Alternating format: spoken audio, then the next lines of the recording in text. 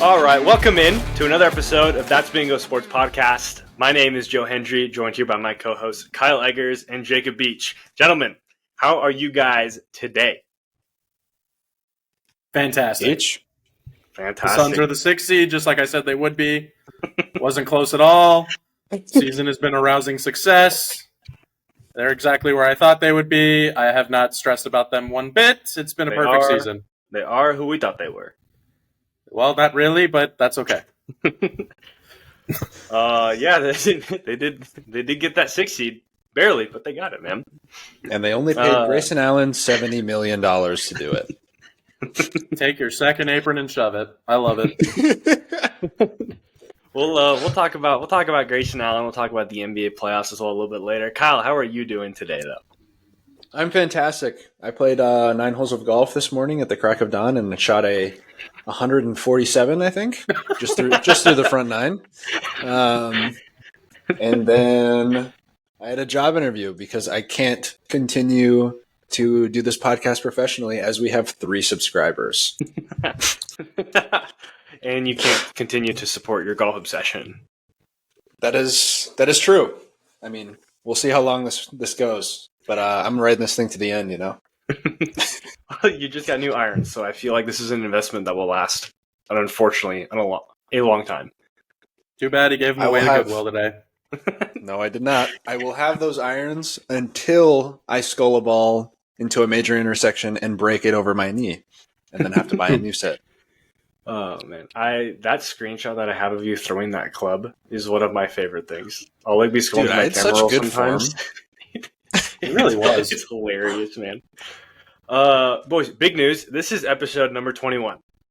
And that means that I get to shout out LaDainian Tomlinson today. Are we serious right now? And I get to shout out Josh Powell and Chris Duhon of the Los Angeles Lakers. And I get to shout out Patrick Peterson and Keita Bates-Diop, who's no longer on the Suns. Keita Bates-Diop. Yes, those are the names that this episode is dedicated to, but mainly LaDainian Tomlinson, the greatest running back to ever walk the earth. Marshall Faulk. Sorry. Continue. David Johnson. I can get behind Marshall Faulk, man. Frank Gore. Where, Kyle, I want to know, in your delusional mind, where Todd Gurley would have been had he finished his career. And at the appropriate amount of time. Joe, is the question would have been? Is the question would have been or is? Would have been. Oh, gosh. I think he would be better than Tom Brady at football.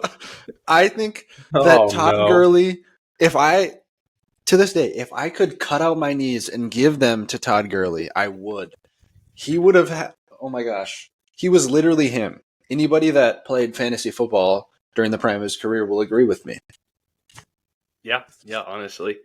Todd Gurley's knee injury ruined Jared Goff's career with the Rams. Now that I think about it. Well, Jared Goff was a system QB. I've been pounding the table saying it for years until they finally discovered my Twitter account and traded him. The season, his last healthy season, they won the Super Bowl, and then after that, his knee just was destroyed, and Jared Goff was exactly who we thought he was. So, even when Todd Gurley was at the prime of his himness, Goff was still awful, and I feel like anybody that wasn't a casual at the time knew that. Like he literally pooped his pants on national TV when they played the Patriots. It was insane. I felt horrible. C.J. Anderson was better for our team than Jared Goff was. Yes, you're not wrong. We're not wrong. I do think the greatest thing we ever got out of Todd Gurley, though, was the girl tree. That was my favorite thing. Walking into your dorm room the girl tree and seeing a Christmas tree with Todd Gurley's jersey on it. Dude, the girl tree was electric. It was, but we got a good show ahead for everybody today. We'll start with the NBA, right? We'll start with the playoffs. We'll talk a little bit about Grayson Allen's extension, but obviously the big one, NBA playoffs. The play-in starts tomorrow. The West. I feel like that's the only really relevant thing to talk about is the West. Like, we can talk about the East a little bit, but I want to talk about this West play-in play-in tournament, though. I mean, the Kings and the Warriors, that sounds like a really fun game. Lakers, Pelicans. Let's hear your guys' thoughts. I mean, who makes it out of the play-in? What are we looking at there? Beach? My initial thought is that the Lakers and the Pelicans will make it out in some order. I think if I had to pick right now, I'd say the Lakers probably beat New Orleans again, and they get the 7 seed, and they match up with Denver, which is a really intriguing first round. Yeah. And then I think New Orleans beats whoever wins the 9-10 game with Golden State and Sacramento. I think it's one of those things like New Orleans and the Lakers just feel like they're in a class above the Warriors and the Kings right now. Not that neither one of those teams don't scare me in a single game elimination setting like Steph Curry does, especially, and even the Kings with De'Aaron Fox. But I just think top to bottom, the Lakers and the Pelicans are just more talented at every position. And I think that'll win out. But obviously, if something like Steph getting hot, that could throw a wrench into all of that. So I think it'll be the 7-8 seeds that get in. I disagree with you for the reason that you listed. I think the Lakers will get out, unfortunately, and that they will lose in 3 games to the Nuggets. And I hope that they just get obliterated and that the franchise disbands. Yeah, I hope that they withdraw and Bronny James gets drafted to the University of Arkansas. Anyway, sorry, got super sidetracked. The Lakers are going to be the 7 seed, and I think the Warriors are going to be the 8 seed because Steph Curry is going to take years of his life off by how hard he's going to try in these 2 games, and then they're probably going to lose in like 5 games to the Thunder. Yeah. That's fair. Kind of feels like where we're headed. It's wild to me that the Kings were the 3 seed last year at 48 wins, and they're in the play-in this year, only winning 2 fewer games. And like the Pelicans won 49 games and are the 7 seed right now. Yeah, I was looking at it today because I was curious. That's not even with Memphis having a good season. Houston had a big step forward this year. Like, they could be 12 curious because the Suns had a record worse last year, but had a better seed. They were 45-37 last year, and they were the 4 seed. And this year they are 49-33, and they have the 6 seed. Yeah, and I was like, silly. I wonder where their it is, and I was like, I wonder where their record last year would put them. They wouldn't have even made the play-in if they had the same record this year. They would have been the 11 seed and completely missed the entire thing if they had last year's record. And last year it was the 4 seed. I mean, that just shows you how good the West was this year, and just top to bottom talent. I mean, it could have shook out a number of different ways. Everyone was within, I think, 10 games of each other. I think the 1 seed finished at 57 wins, I want to say. So yeah, 57. I mean, 10 to 11 game difference for 10 teams is wild. So yeah, just crazy how good the West was this year. Yeah, absolutely. Over in the East play-in, I am a little intrigued by the 76ers Heat play-in game. And then you got the Bulls and the Hawks there. Do you guys think it's the Sixers and Heat that come out of that side of it? Beach, who do you think's coming out of the East?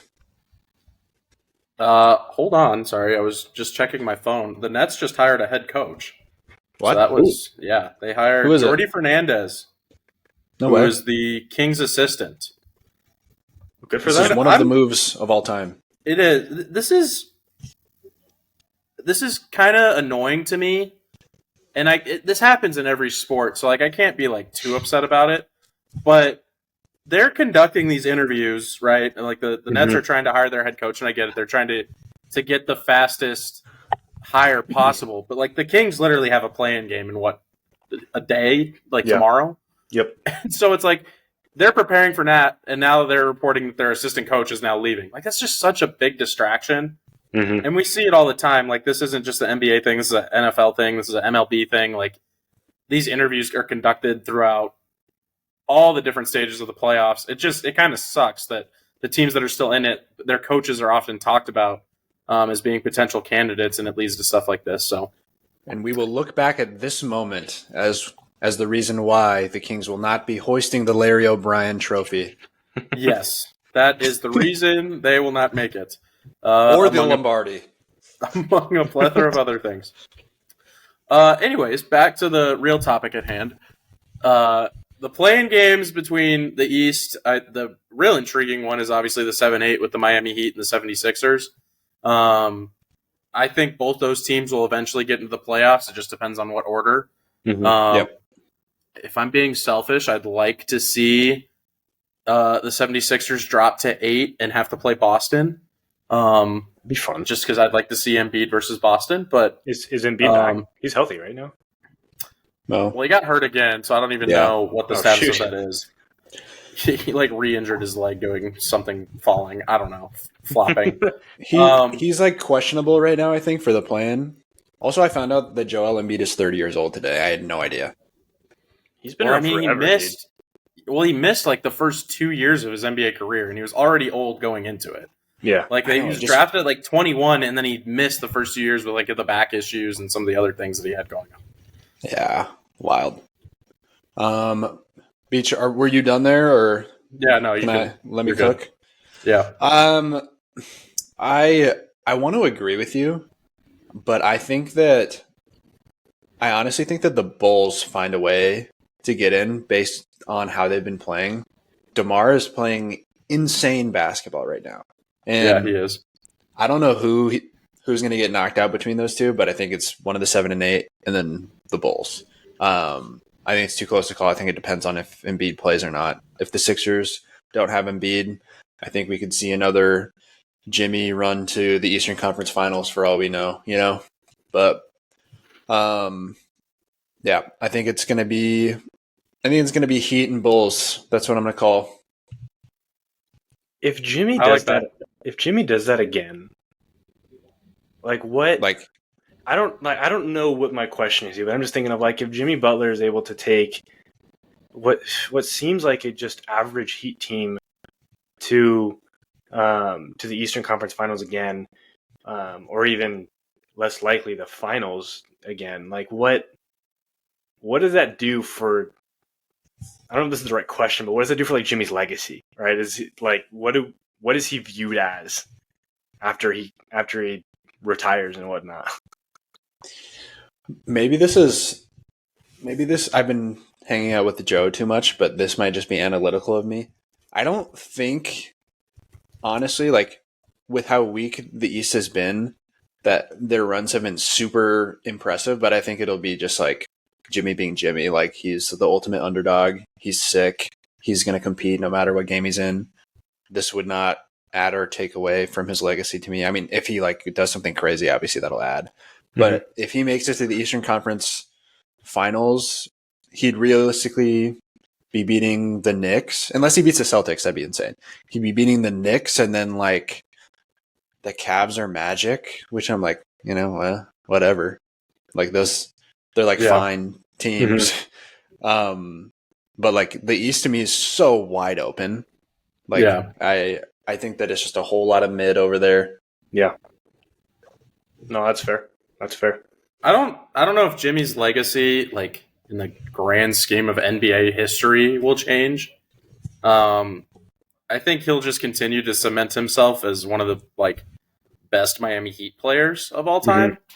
I mean, obviously the Heat have had a rich history of basketball talent that has come through here, and he's never going to surpass like Dwayne Wade. He's not going to be up in that echelon, but like he's kind of in that next tier below them where it's like, yeah, he was a great franchise legend, and I know he hasn't brought them a title, but I mean, he's given every ounce of effort and energy into that city, and they've seemed to really embrace him, and he's really embraced it back. So I think as a franchise legend, he'll continue to kind of ascend, but his NBA, I think, overall legacy is kind of set as he's a really good player. He doesn't really have phenomenal regular seasons, but he always performed in the playoffs when you really needed him most. I love Jimmy so much. Yeah. And he's just got that dog. Like he's just like that. He's got that aura. I just wonder like if he's going to be one of those dudes. And I bet he will be, but like one of those dudes that when we're 50, 60 years old, talking to our kids and they're talking about whatever alien was next in the NBA, whatever 7'4" guy was playing. Like if we're gonna look back and be like, dude, Jimmy in the playoffs was just different, and like he's just gonna have this legendary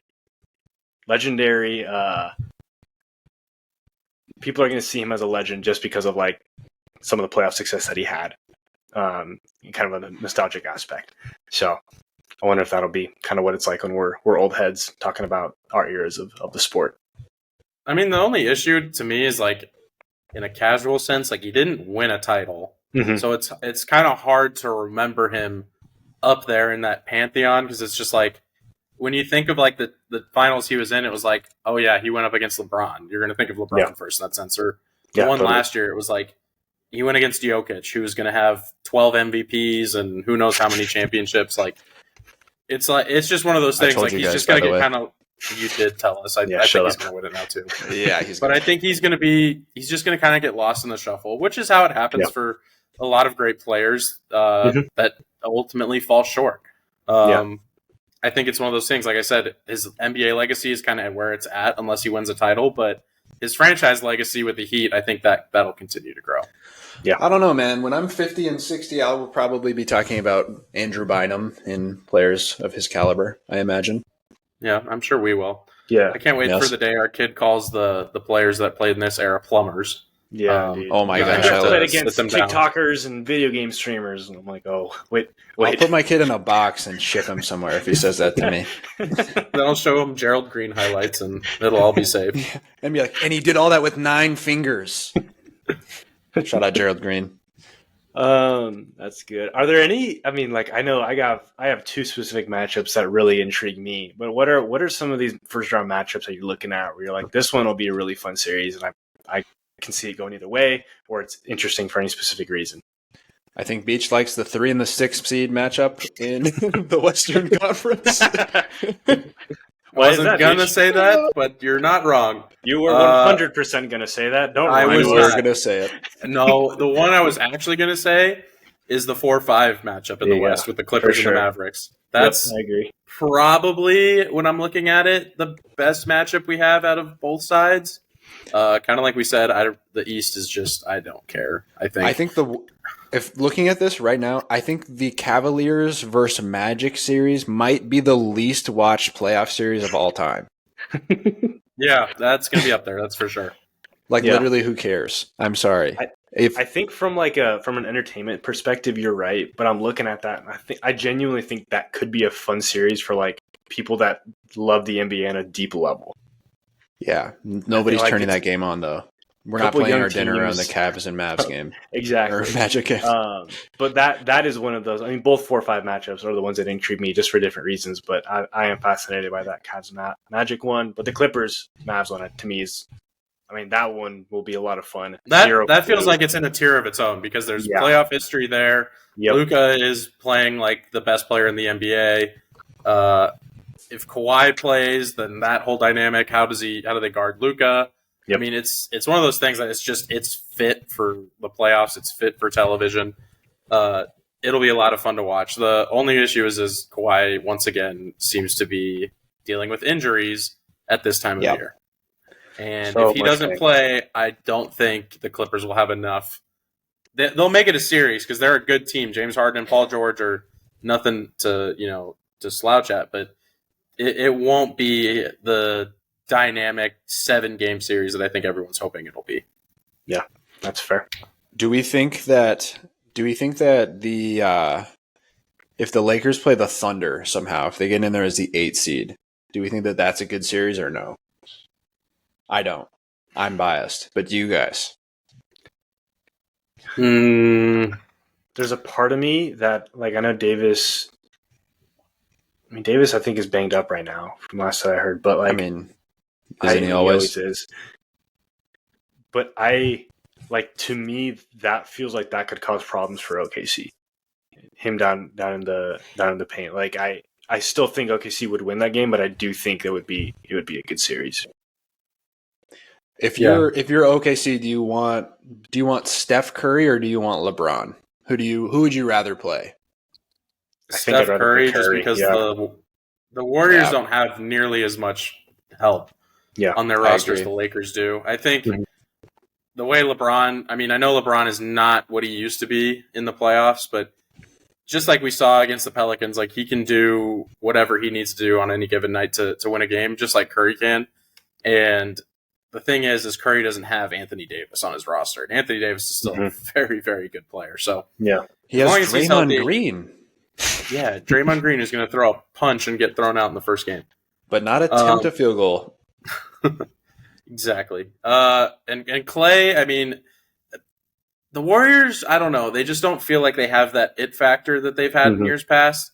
Yeah, I agree. They've been playing well. Like, they've won 8 of their last 10. So, like, I don't want to say they haven't been playing well, but Clay doesn't feel like he's, got that extra gear anymore. Steph has it, but it's like, how much help is he going to have to really get through a 7-game series against one of the deepest teams in the NBA in OKC? So, yep, it'll be interesting. I think the Lakers would give him a better series, but we'll see. I think the University of Iowa would give him a better series. Women's team, Clark. Of course. Yes. If I had to pick a matchup in the East, I'm thinking about this right now. I think the Bucks-Pacers matchup is a lot of fun. And it's only because of the in-season tournament drama that went on with them. That's the only reason.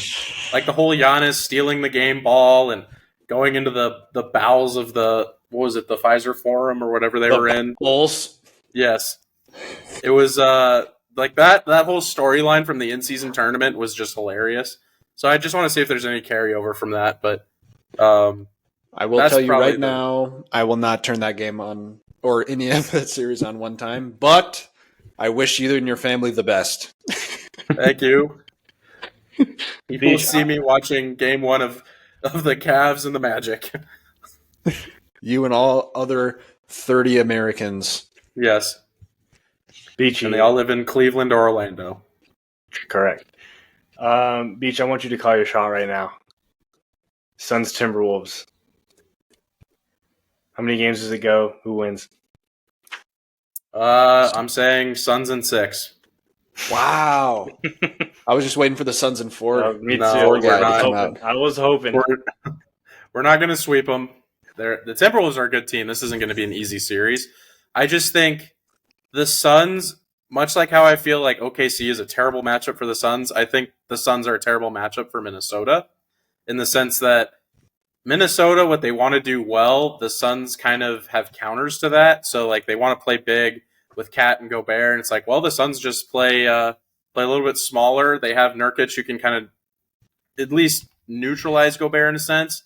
And then they have Kevin Durant with Cat. And it's like, well, I know who I'm taking in that matchup. Mm-hmm. That's right. Cat can't guard Kevin Durant. So it's one of those things. I just think it's going to be tough for Minnesota defensively to guard us, even though they have a very good defense. I think the Suns just do things that isn't tailored to their defense. But yeah, I think Anthony Edwards scares me. I think they're going to get some of those wins where he just goes nuclear. But ultimately, I think the Suns just have a little bit more top-end talent, and that's going to be enough to get it done. Beach, I think this series goes 7, and I hate to agree with you, but I think the Suns are going to win a dramatic Game 7 and ride that high into Denver and lose in 4 games. I don't think we're losing in 4 to Denver, but I'd say we're probably losing in 5 or 6. Yeah. No, I mean, yeah, I just don't think anybody's beating Denver in the first 2 rounds.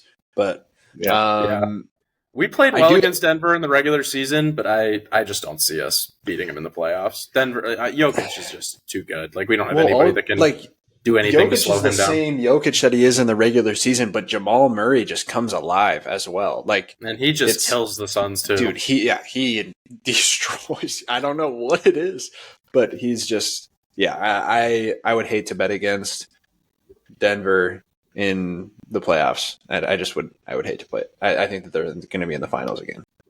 Yeah. That's how I feel as well. Yeah, I think we're definitely on a collision course for Nuggets Celtics, which will be electric. Honestly, that'll be a lot of fun. For NBA casuals like myself or deep NBA fans. So, facts. Anything else with the playoffs that you guys want to bring up or think would be interesting? No. I think we're good. All right, good stuff. Let's move on. Grayson Allen signed an extension today. What was it, 4 year, 70 million Beach? 70 million. 4 years, All Who's the 70 new million. coach of the Nets? Yes. That would be Steve Nash. R.I.P. But yeah, big news for the Phoenix Suns there. I mean, Matt Ishbia seems, in your mind, to at least quickly become an Arizona sports legend already, based off of his willingness to just pour money into the team. But Beach, I want to hear your immediate reaction to this extension, just everything that's going through your mind with this. This was an exciting piece of news to wake up to this morning. I'm not going to lie.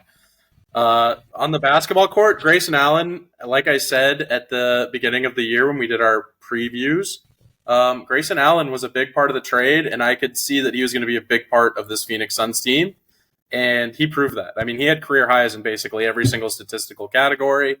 He shot the highest percentage in the NBA from three-point this year at 46.1%.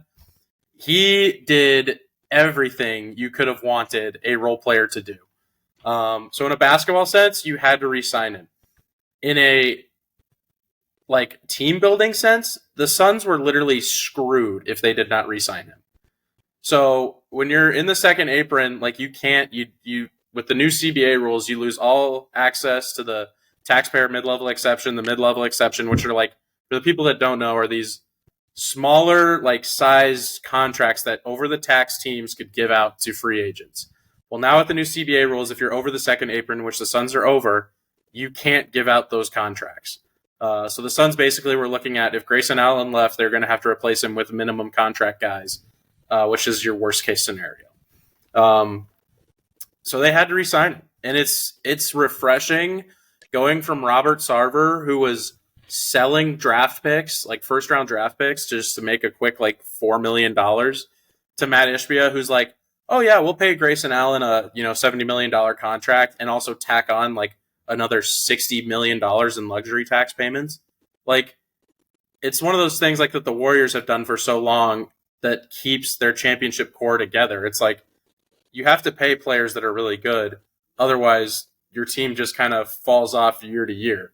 And so while the Suns haven't had a great season necessarily at times, Grayson Allen has been a huge part of any type of success that they've had. So this move just made sense for both sides. Yeah, I like that. I remember at the beginning of the year, you were excited. I think you were cautiously excited because it's Grayson Allen, obviously, and the name will make people cringe. But at the same time, I think you saw the fit, how he works there. But I think more so, like you said, having a guy, an owner who is willing to come in and do things that will probably hurt his checkbook is refreshing, And I, speaking as Padre fan, when Peter Sadler came in and did that, it's uncharted waters for sure, and it's unique, and it's exciting to see an owner who's dedicated to winning more than just filling his pockets, So I love that for you guys, man. That pumps me up. Yeah, it was. I mean, like I said, we had to re-sign him. There was no way the Suns could stay competitive with a well-built roster if they didn't re-sign him. Yeah. The same thing is going to go for Royce O'Neal. He's going to be an unrestricted free agent coming up. They're going to have to do the same thing. The more guys they can keep, regardless of whether they're not in long-term plans or not, they at least need to keep them, one, because they're still very good players that are productive, and two, their contracts are mid-sized contracts. So if you ever do need to trade them, you can trade them and get back, 1 to 2 players, how many ever players you need to fill out your roster. So they had to make this move from a team building standpoint. Yeah. I have a fun fact for you both. Tell us. Grayson Allen at 4 years, $70 million, is making $17.5 million per year. It's a lot of money, right? I love that. I don't love. I just think it's funny. I think it's funny how much NBA players are making these days. Yeah. This is more than most of the top players at each of their respective positions in the NFL. And I looked at who Grayson Allen was making more money than, He's making $6 million more per year than Travis Kelce is. Oh my gosh. Isn't that hilarious? Like, Travis Kelce is like the entire Kansas City Chiefs offense, and then you have That is Grayson wild. Allen, who's out earning him by a cool $6 million a year. Anyways, Yeah. just needed to share that with you all. That's hilarious. How is there so much money in the NBA? Like compared The to like a NBA league like the NFL, which I mean the NFL is king in the United States. 82 right now, I'd games, that's imagine. why, dude. Is that Well, the biggest difference or what? No, the biggest difference is you're paying 13 player or 15 players That's compared fair. to 53. Yeah, Like, I mean, Yeah, that's true. That's the biggest difference. Like, I mean, you can pay a guy $70 million because you're still bringing in. They're not bringing in nearly as much as an NFL or an NBA or the NFL or an NFL team will bring in, but you're paying a quarter of the players essentially. yeah. How many baseball players are on a roster? 25. 20, is it 25? Why do they get paid? It's got to be the amount of games, right? There's, 160-something games in the MLB? Like, how are they making so much money? I have no idea. Well, MLB contracts are weird because they're spread out over 15 years half the time. I guess that's fair. What did Ohtani, what was his, like $1 billion? 700 10 million. years, 700 million. Like, I what? think that's 680 of it was deferred to the end of his contract though as well. Yeah, whatever. I still am not happy they did that. Yeah, me either. I hate the They're Dodgers. so stupid. Don't get us started there. That is absurd. I mean, that's the GDP of several small countries. Correct. To And show it all- Ohtani. And it all went to his interpreter's bankroll. How Yeah, about it did. that? No, it went to. Oh my gosh, I've been using that as an excuse ever since that news drop. I'm like, oh, it was my interpreter, it wasn't me. went to my offshore bookies, Yeah. placing bets for me. All That's right, what good. are we even talking about? I'm sorry. No, you. Grayson Allen. Yeah, I'm excited for UM Beach. That's good news. I mean, I think as long as you got Book, you have a good chance, and as long as you have Book and KD, your window feels wide open regardless really of who you're going up against. So sending a guy like that to kind of fill out a roster and start games for you or have scoring off the bench, I think is a really important piece for you guys. So I'm pumped for you. Yeah, it's a great signing. It was kind of funny because I remember I saw this today and like it just again, Kyle, like you were saying, how is Joel Embiid 30? Like, Yep. people like if you would have said at the start of 2023, like before the Suns made any trades, like would you rather have Cam Johnson or Grayson Allen? The easy answer is 10 times out of 10 Cam Johnson. Mm-hmm. And then now when you get to this point and you put their stats up next to one another and you realize that Grayson Allen is only 5 months older than Cam Johnson What? and has better stats across the board than Cam Johnson and is making $25 million less dollars than Cam Johnson. Now all of a sudden it becomes a lot more interesting of a question. You both need to stop watching Moneyball, okay? I know. Stop recreating people in the aggregate. We recreated Cam Johnson in the aggregate. You did. I will And we give got you Kevin credit. Durant. I've been on TikTok and my Moneyball Oh, have ya? clips are starting to pop back up. So I've been rewatching Moneyball again on TikTok. So I'm probably going to rewatch the actual movie again here soon. Should we live tweet I draft will- day? Dude, I'm going to watch Draft Day too. I can't wait, man. Oh my gosh. Moneyball and Draft Day. We gotta get you a girlfriend, dude. No, dude. Well, great. She can watch Moneyball with me. Oh, no. And then she will be a boy. That's why I have Beach Yeah. Man. That's a fact. Anyways, let's move on to anything else. Did you guys see the Olympic roster drop? Or like they're finalizing it? Steph, LeBron, KD, Tatum, Embiid, Book, Halliburton, Edwards, Drew, Adebayo, Davis, and then one open slot. And Okayu said potentially Kawhi. Yeah. That's insane, man. I can't remember who said something about USA basketball last summer, but they literally assembled the Avengers. Yeah. That's a fact. Somebody said something that got the NBA players pissed off. Oh, you know what? It was that track guy that said something about. Yeah, dude. I Yep. can't even remember what he said, but I he said remember something that. about like, yeah. Yeah. It's like it's not a world championship when you win the finals. yes, Right? Yep. He got That him guy so sucks. pissed off, and then literally like all these reports started coming out like the next 2 days. Like, yeah, the NBA is going to send this God squad to Paris just to prove how dominant they are. Yeah, they assembled the Monstars. Again. Yeah, this is the Dream Team 3.0. The Dream Team, the Redeem Team. Should we name this one? Has to be something with two E's in it, or an E and an A at least. Yeah. Yeah, I don't know. Yeah, you lost me. Yeah, I have no idea. I mean, the questions are going to be inevitably going to come up of this team or the Dream Team. So I'm looking forward to the Twitter debates on that and seeing all these different reasons on why we're done with the 90s and why this team would roll over that team. If people even dare to say that this team would beat either of those teams, the Redeem Team or the Dream Team, if you have Tyrese Halliburton guarding Kobe Bryant, I would sell everything I owned and put it on the Redeem Team. Yeah, it's a really good team. It is. Don't get me wrong. I think either of those two teams would literally destroy this team. Did Braun play on the Redeem Team? Yeah, he did. That's wild. Yeah, that team had like Chris Paul, LeBron, D-Wade, Kobe, KD, obviously. Prime Melo Dwight was there. Yeah. This team would have a better chance than I think you're giving them credit, though, Kyle. This team is stacked. Maybe I'm delusional, but you're delusional. Yeah, they also had. I'm looking at the roster now. They had Melo, Chris Bosh, Prime Dwight. They had my LinkedIn connection, Michael Red. He is connected with me on LinkedIn. That is true. I look it up after this. I promise. I like some of his posts sometimes. Oh my gosh! There's no. Why do I look at that? And I'm looking at that now. Carlos Boozer and Darren Williams. Wow, that Jazz team was pretty solid.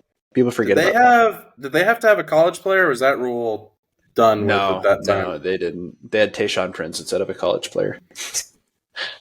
Tayshaun Prince is something. Does the Dream Team beat the Redeem Team in your mind? I think the Dream Team beats the Redeem Team, but I think it's closer than.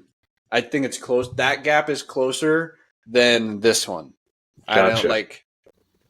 What's funny about the recent Team USA basketball teams is that you can see how we've just drifted away from the prototypical big man by who's on these rosters.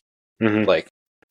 I think Anthony Davis and Bam are the only true post players on this team. You got really? Embiid in there. Oh, is Embiid on the team?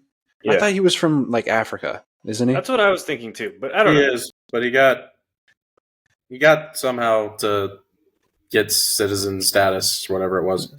Yeah, the U.S. really needed more help. I believe this. Yeah. How on earth are you connected with Michael Red? Sorry, game knows game, unfortunately. Beach, where? How would you rank the three? Redeem Team, Dream Team, and whatever we're going to name this team. The Steam Team. Gosh. It's hard to compare eras. I'm comping out right now. We'll do it. Yeah, don't. I want to see this team play first. Mm-hmm. I really do. Fair. That's fair. Because I think talent-wise, I think this team would stack up just as well as the other ones do. Yeah. I think having Steph is going to be interesting because it's his first Olympics. So we haven't seen Steph in any type of... really? Yeah. We haven't seen him in a international setting, I think, since 2013, 2014 maybe. It wasn't even the Olympics. Wasn't he on that team where PG snapped his leg? No, he wasn't. So that team was going to go to Rio, but then they had the whole they had that virus outbreak, remember? And then 75% of the team dropped out, and so they sent KD, Draymond, and a few of the other guys out there to basically, play as this second version of it. Did we win? Yeah, we did. They still won.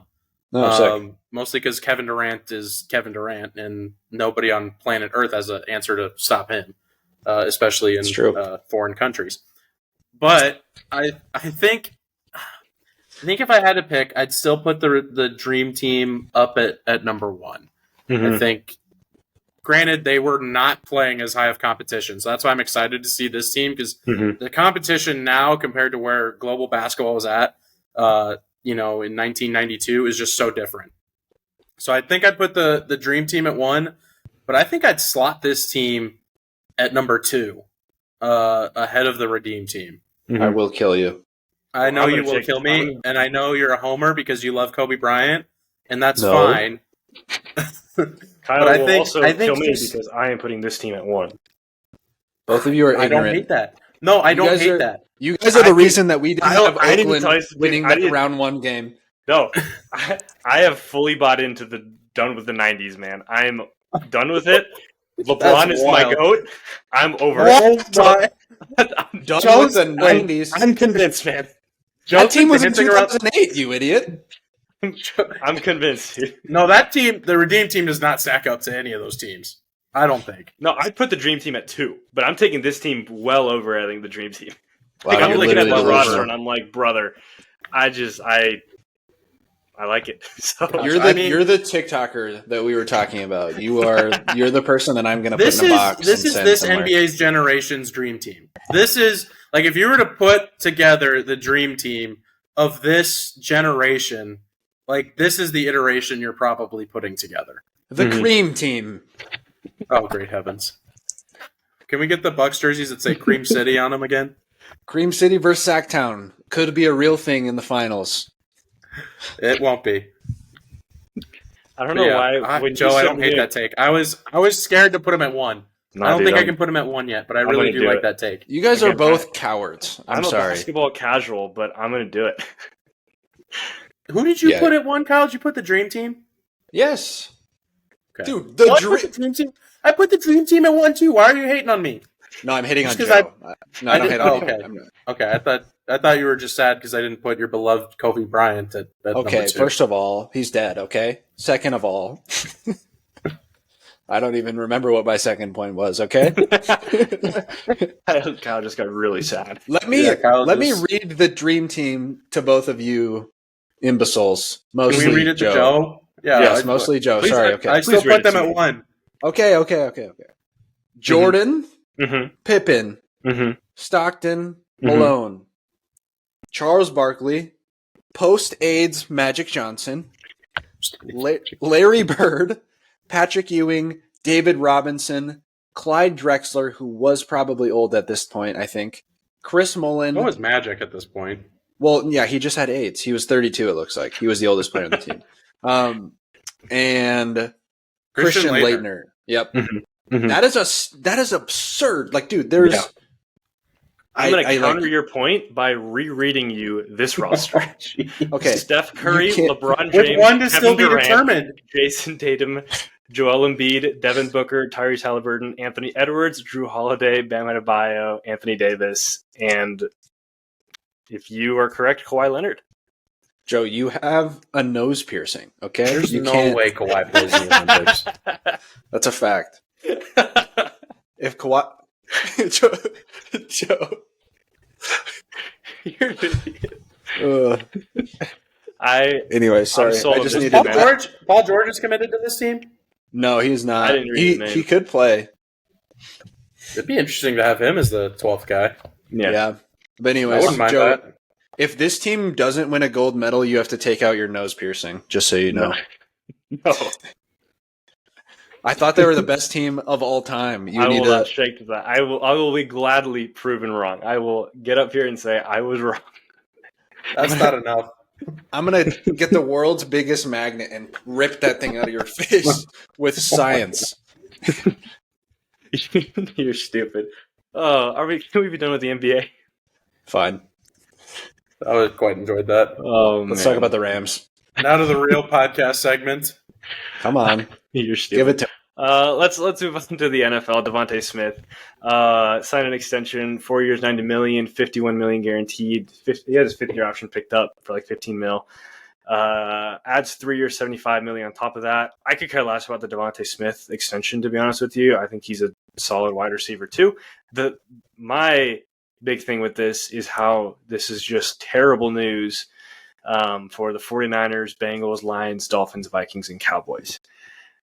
Who will soon have to pay Brandon Ayuk, T. Higgins, if he doesn't get traded, or whoever does pick him up, Jamar Chase, Amon-Ra St. Brown, Jalen Waddle, Justin Jefferson, and CeeDee Lamb. this deal essentially comes out to $25 million per year. There are now 5 receivers in the NFL making that kind of money. Cooper Kupp, Tyreek Hill, Devontae Adams, A.J. Brown, and now DeVonta Smith. All of which are slightly out-earning Grayson Allen. Correct. Essentially, some of these guys, most of these guys are probably going to be making $30-35 million, which is wild. Props to the Eagles for getting in front of the whole contract situation with all of these guys coming into the third and fourth years. But these teams better hop on the extensions with their players, or they are going to be paying. They're going to be resetting the market every single time.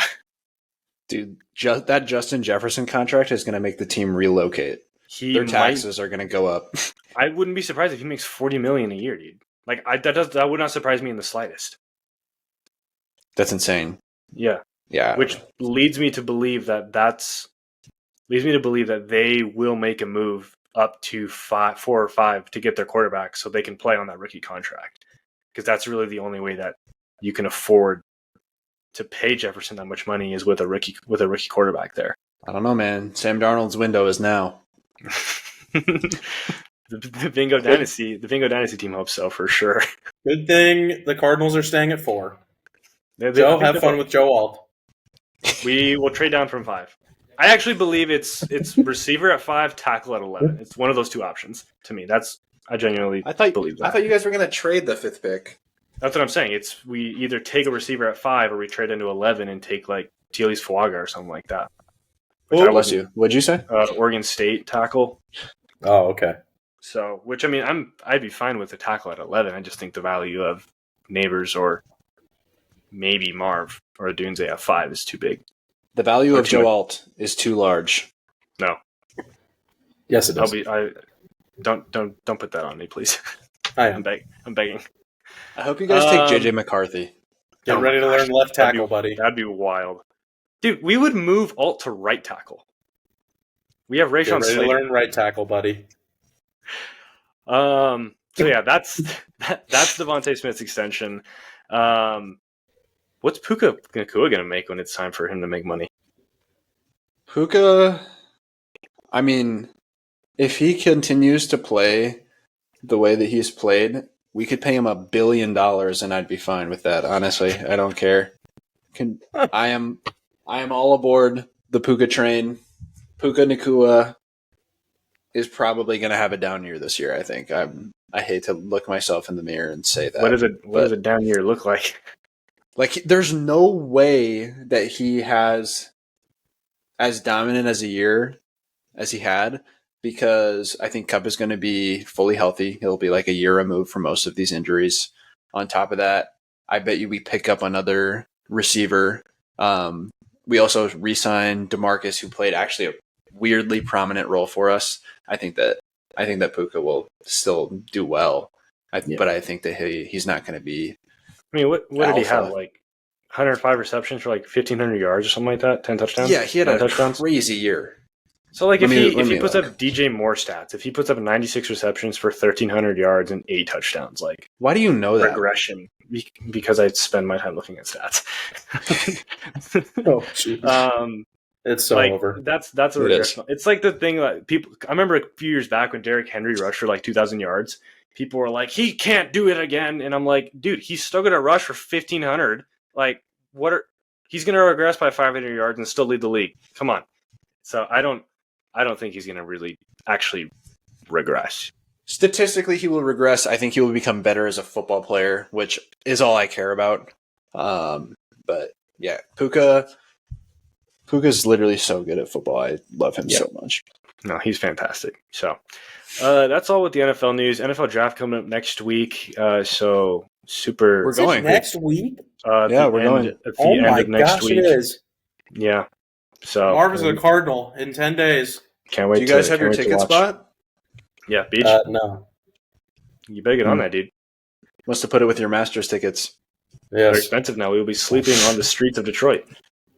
I don't see how that goes wrong for any of us. One more thing in the NFL. Dude, I am excited about this. They announced a third helmet rule is now allowed in for these NFL teams. So I am so stoked for that and seeing what these You teams can wear come out 3 with. helmets at once? Yes. Yes. The Jags have already announced new throwbacks. The Jets released their uniforms today, which I think are a big upgrade. The Texans, one of them got leaked a couple weeks ago. Excited to see what that H-Town blue looks like there. Denver and Detroit is releasing new ones soon. I mean, I think teams like the Rams will probably bring back throwbacks. If they don't I'm all hoping the Chargers bring a navy helmet into the mix. I could see the Cardinals bringing a third helmet into the mix or something like that. So I'm pumped to see kind of what these teams come up with for sure as the NFL begins to get a little bit more lenient with their uniform rules.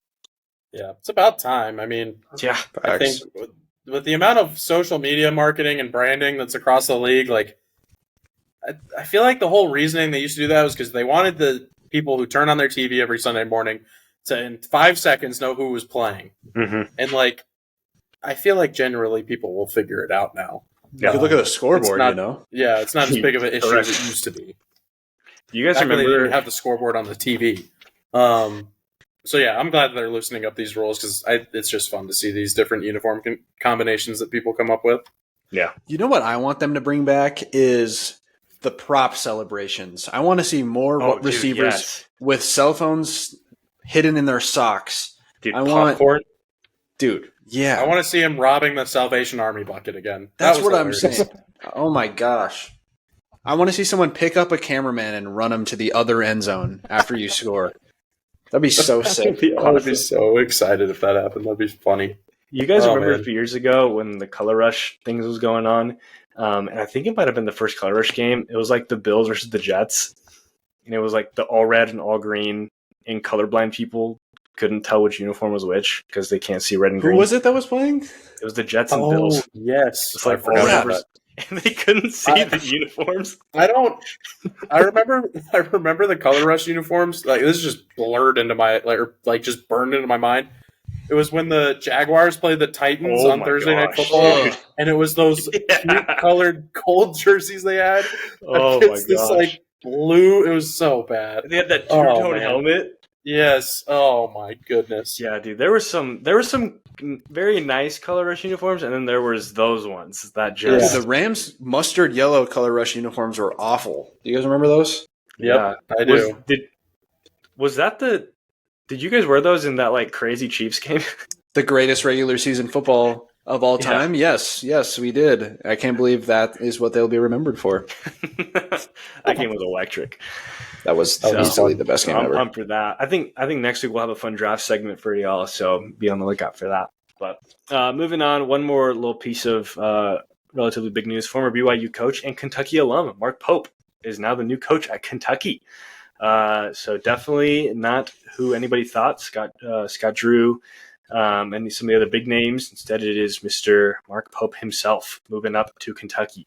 So I don't know if you guys have any thoughts on that you would like to share. I just think it's going to be interesting how they sell it to the fan base, because I think he can be successful, but like at a school like Kentucky, sometimes I almost feel like they're not looking for the best coach, they're looking for the biggest name, and they've missed out on a lot of the big names that they were hoping to get. I mean, obviously, Scott Drew was one of the more realistic ones, but Hurley, they were looking. Who were some of the other ones? NATO. It's like some of these guys, they were like really hoping to get a big name, and then they end up with Mark Pope from BYU. And it's like, that might be a tough sell. But I think he's a good coach, so I think it'll work out ultimately. There is also the fact that in his however long his time at BYU, he made 2 NCAA championships, neither one of which was very long runs or anything like that. So if perfect, Kentucky will be just right at home. That's what I'm saying. So is anything going to change? Who knows? Kyle, you were going to say something? I really thought that they were going to sign Billy Donovan, honestly. Like, I thought that would have been the move if they wanted to do what Beach was just talking about, like get a big name where you're going to be able to recruit well. You got a guy with NBA experience and deep runs in the NCAA tournament. Like, I would go play for him if I was a top recruit. Yeah. But now, I guess the NBA is going to have a lot more Mormons going through the Kentucky pipeline, and we'll see how that goes. I guess the Pope is Mormon. That was a bar. That is a good one. So, Last thing for you guys today, I do want to take a couple minutes and just talk about my San Diego Padres, and I also want to hear. Oh, here we go. And I want to hear about how the Arizona Diamondbacks have been doing. Well, we put Miguel Castro in tonight, so that's how we're doing. That's not bad. But no, dude, the Padres won today. Again, they were down 3-0, came back, had like a 6 spot, like the 4th or 5th inning or something like that. And I am pumped because this team is so much different than last season's, man. I know last season we were the worst all time in like extra innings and like in 1-run games, things like that. If we went down by any more than a run, it was over. Kyle is 0 for 4 right now. 0 for 5, 0 for 6. Sorry, I'm just trying to distract myself until we talk about real sports. Shooting air baskets. Kyle's got like a standing desk. He's been moving around the entire podcast. He has been. But no, dude, they last week they were down 8-0. Came back against the Cubs. We just took 2 out of 3 in LA against the Dodgers. Came back to win in a couple of them. Just beat the 10 and you're an idiot. The 10-5 Brewers in Milwaukee. Came back to win that game. So I'm just really pumped. The pitching I think still has a long ways to go. Our ERA's over 4 as a team right now. The bullpen, the back of it is really nice. There's some high leverage areas that are missing out. Kyle, what are you doing? Got to get the reps in. Get in the lab. He's golfing. But no, our offense, man. Our offense is insane. We're the first team to hit over, get 100 runs. Jurickson Profar, Mr. Irrelevant himself. Jackson Morrill has come in and just lit the MLB on fire. So I'm pumped for this team, man. Could not say the same about last season. And just I think Mike Schilt has his team in a really different mindset. Excited to see where they go. So.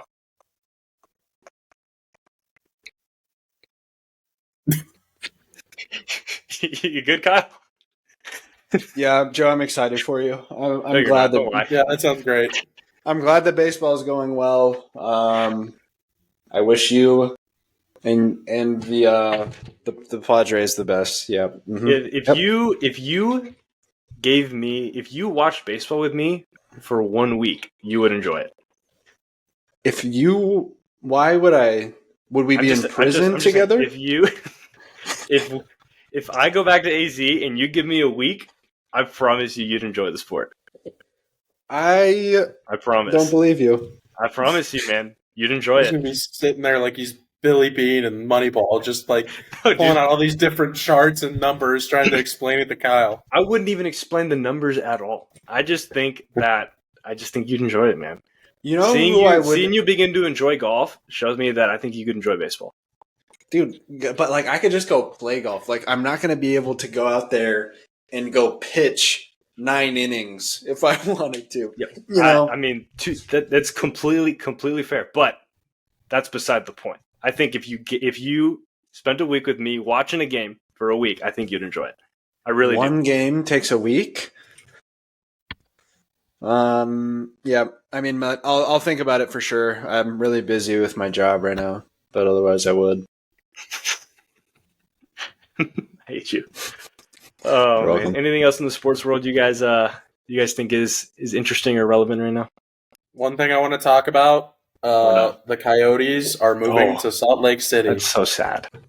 And I did see that. I can empathize with Joe now about how he felt when the Chargers moved. Yes. I'm not even like a big time hockey fan or Coyotes fan, but like I was reading all the tweets, I was reading all the way that the diehard fans were feeling, and I mean it's so sad. Like seeing an owner just like fumble every single opportunity that the NHL has given them to create a hockey market here. And then it seemed like finally when the rebuild was turning a corner, they had gotten some really promising NHL players developed in their pipeline that they were going to start coming up. Now all of a sudden you're ripping them right out and you're telling them they're going to have to go play in Salt Lake City. Like, yep, it's just it's a terrible situation all the way around for Arizona Coyotes fans. So I don't know, just a tough situation. My heart goes out to them because, man, it's not a fun time. Yeah, and like a week after they announced that they released renderings for a new stadium, right? Yeah, they were supposed to move to North Phoenix. Well, they talked about the land the piece of land that is going to be on auction in June. And they were going to say, like, hey, this is where we're going to build our brand new arena and, like, where this auction is going to take place. But I think the NHL was just tired of the fact that there was no arena, and it had been, I want to say, 2 years playing in Mullet Arena, and they were looking at least another 3 to 4. Yeah. With no end in sight. Like, even if you get this land auction, you're still a year away from even starting construction. And then you're still probably a good 3 years away. So, I mean, at best, we're looking at the Coyotes finally getting to play in their arena in 2028. Like, they would have been playing in a 4,000-seat arena for 6-7 years at that point. Like, that's just – the NHL, I think, looked at it and said, we can't have that. That's just not going to work. Mm-hmm. So yeah, that's brutal. Yeah. Tough situation there, man. Makes me sad. We will see about an expansion team, but until then, Arizona Coyotes, so long, farewell. Correct. See ya. Unfortunately, that sucks. Yeah. Well, I think that's all we got for you guys today. You can find more about us on X, Instagram, TikTok, YouTube, all the fun stuff at That's Bingo Pod. So we will see you guys next time. Peace out. Peace. Love you, bye.